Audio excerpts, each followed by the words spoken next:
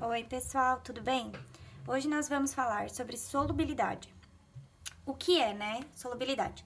Solubilidade é a propriedade física das substâncias de se dissolverem ou não em um determinado solvente. Lembra na nossa última aula que nós falamos sobre soluto e solvente e no exemplo de água e sal? O soluto é o sal e o solvente é a água. As soluções, elas podem ser diluídas ou concentradas. As soluções diluídas, a quantidade de solvente é sempre maior que a quantidade de soluto. E nas soluções concentradas, a quantidade de solvente é menor que a quantidade de soluto. Ou seja, nas diluídas, eu vou ter mais solvente e menos soluto.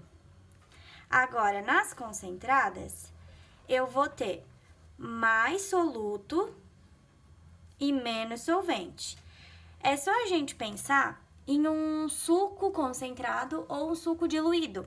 Um suco, quando ele tem muita água e pouco pó, ele tá o quê? Ele tá diluído, ele tá fraco, né? E o suco concentrado é aquele que tem muito pó, ou seja, muito soluto em relação à água, ou seja, tem muito pó para pouca água.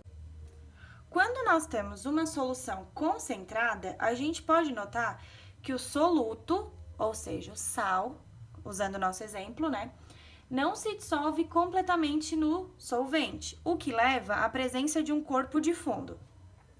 Vamos lá, imagine que você vai adicionar 20 gramas de sal, NaCl, em 100 gramas de água, a 20 graus Celsius. Depois de misturar, você vai conseguir ver que o sal vai se dissolver totalmente aqui dentro. Você não vai mais conseguir diferenciar quem é a água e quem é o sal ali dentro, porque ele vai desaparecer, ele vai se dissolver dentro daquela água. Por isso, você resolve então adicionar mais sal. Então, você pega e coloca 37 gramas de sal de cozinha, NaCl, na mesma quantidade de água e a mesma temperatura. Então, você vai perceber que vai formar um corpo de fundo. Por quê? Porque a água ela só consegue dissolver 36 gramas de NaCl, ou seja, de sal. Por que 36 gramas? Porque 36 gramas de NaCl é o coeficiente de solubilidade do sal. Isso é o máximo que a água vai conseguir dissolver de sal àquela temperatura, 20 graus Celsius. Então, se você usar mais do que 36 gramas, já vai conseguir perceber o corpo de fundo. O restante do sal que não conseguiu se dissolver vai ficar aqui no fundo do meu copo. Então, o que é o coeficiente de solubilidade? Ele é a máxima quantidade de soluto que se solubiliza em uma dada quantidade de solvente a uma dada temperatura. Isto é, lá no nosso exemplo, o sal de cozinha, por exemplo, ele tem coeficiente de solubilidade de 36 gramas a cada 100 gramas de água a 20 graus Celsius. Ou seja, essa é a quantidade máxima que a minha água vai conseguir dissolver de sal. E o coeficiente de solubilidade, ele é específico para cada substância. Por exemplo, se a gente substituir o soluto e colocar outro composto, esse vai ter uma solubilidade diferente do sal. Por exemplo, se a gente usar o NH4Cl, ele tem coeficiente de solubilidade de 37,2 gramas para cada 100 gramas de água a 20 graus Celsius. Então, esse coeficiente de solubilidade, ele vai ser diferente para cada substância. Em uma mesma substância, possui solubilidades diferentes em solventes diferentes. Por exemplo, se adicionarmos 40 gramas de sal em 100 gramas de água, 36 gramas irão se dissolver. Por quê? Porque o meu coeficiente de solubilidade são 36 gramas de sal para cada 100 gramas de água, certo?